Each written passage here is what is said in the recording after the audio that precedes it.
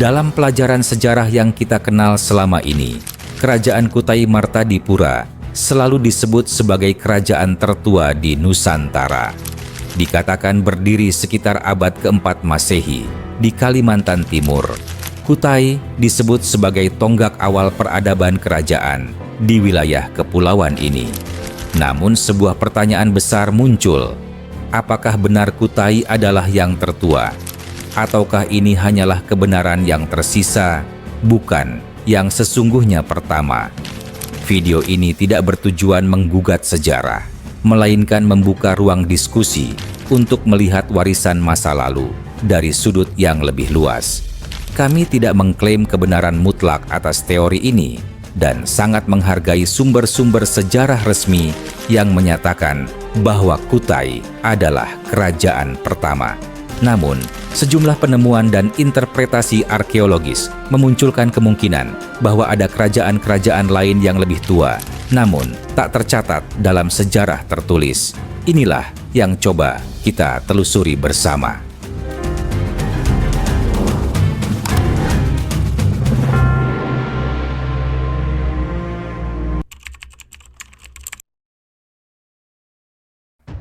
Kutai dikenal karena peninggalan Yupa, sejumlah batu bertulis yang menjadi bukti arkeologis keberadaan kerajaan ini.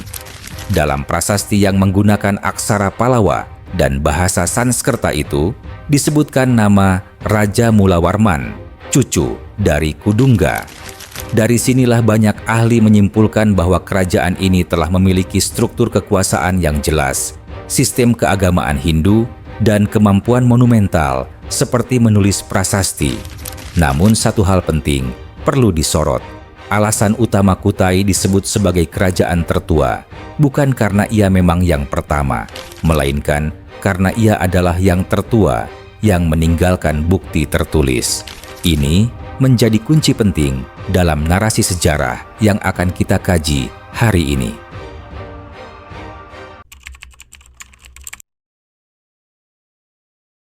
Sebelum kita mencari kerajaan-kerajaan lain yang mungkin lebih tua dari Kutai, kita harus bertanya, apa yang dimaksud dengan kerajaan?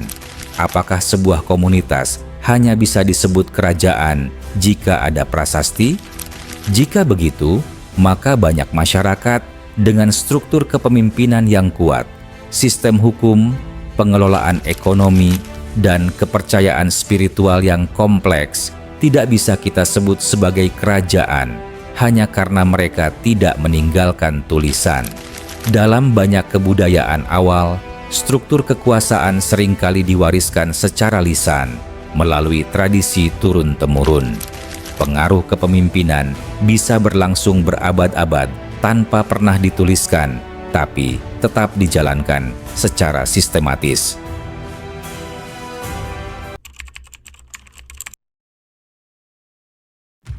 Salah satu situs yang memicu perdebatan besar tentang sejarah Nusantara adalah Gunung Padang di Cianjur, Jawa Barat. Awalnya dianggap sebagai situs megalitik biasa. Namun, hasil penelitian geofisika dan arkeologi sejak 2010-an menunjukkan bahwa struktur bawah Gunung Padang bisa jadi telah dibangun sejak 10.000 tahun lalu atau lebih. Jika benar, maka ini akan mengubah total narasi sejarah Asia Tenggara. Struktur berundak, pengolahan batu, dan dugaan ruang-ruang dalam tanah yang terstruktur menunjukkan adanya tingkat kemajuan teknologi dan organisasi sosial yang luar biasa.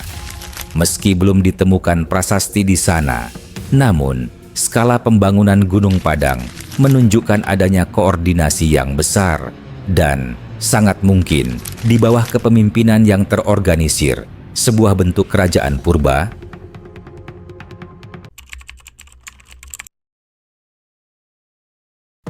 Di wilayah barat Nusantara, khususnya Sumatera, ada jejak-jejak budaya dan pemerintahan kuno yang diduga lebih tua dari Kutai. Naskah sejarah Melayu, Hikayat Raja Pasai, dan Tambo Minangkabau menyebut tentang keberadaan kerajaan-kerajaan Melayu yang telah ada sejak ribuan tahun sebelum Masehi. Meski bersifat literatur dan semi-legendaris, beberapa petunjuk dalam naskah itu cocok dengan penemuan arkeologis. Misalnya, situs-situs di sekitar Muara Takus yang menunjukkan struktur bata kuno, sumur upacara, dan sistem kanal kuno yang sudah ada sejak lama. Apakah ini warisan dari kerajaan Melayu awal yang jauh mendahului Kutai?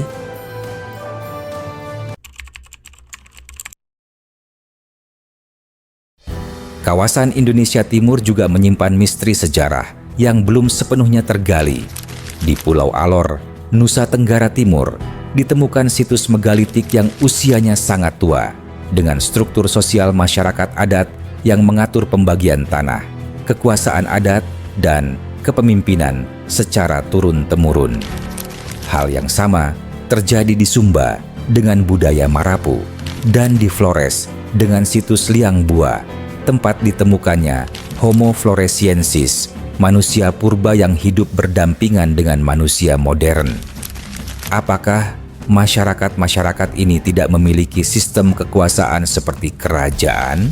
Ataukah kita selama ini terjebak dalam definisi kerajaan yang terlalu sempit?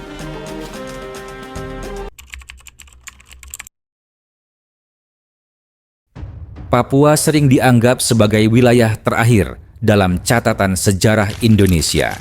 Tapi sesungguhnya, masyarakat Papua memiliki sistem pemerintahan berbasis kepala suku yang sangat kuat dan terstruktur. Di beberapa wilayah seperti Lembah Baliem, sistem kepemimpinan ini diwariskan sejak ratusan atau bahkan ribuan tahun lalu. Kepala suku memiliki kekuasaan, otoritas hukum, dan peran spiritual. Jika kita definisikan kerajaan sebagai sistem kekuasaan yang terorganisir dan diwariskan, maka kepala suku Papua adalah bentuk kerajaan dalam versi tersendiri. Mereka mungkin tak punya istana batu, tapi punya warisan sosial yang lestari hingga kini.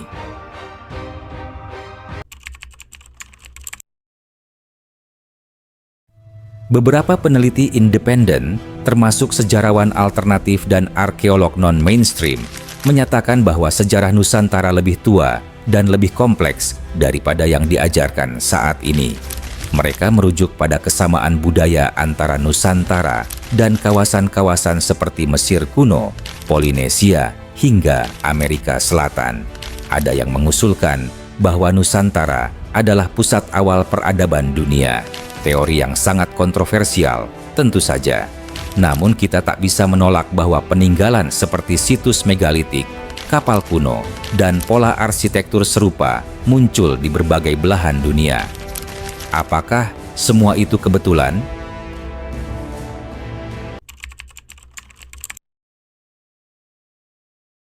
Fakta bahwa Kutai memiliki prasasti tertulis, menggunakan bahasa Sanskerta, dan terhubung dengan budaya India kuno, menjadikannya cocok sebagai kerajaan tertua dalam kerangka historiografi modern. Tapi ini lebih kepada keterbatasan metodologi dan data, bukan berarti tidak ada yang lebih tua. Sejarah ditulis oleh mereka yang punya bukti. Namun dalam dunia arkeologi, tidak semua bukti mampu bertahan melawan waktu. Batu bisa hancur, kayu bisa membusuk, dan lisan bisa dilupakan.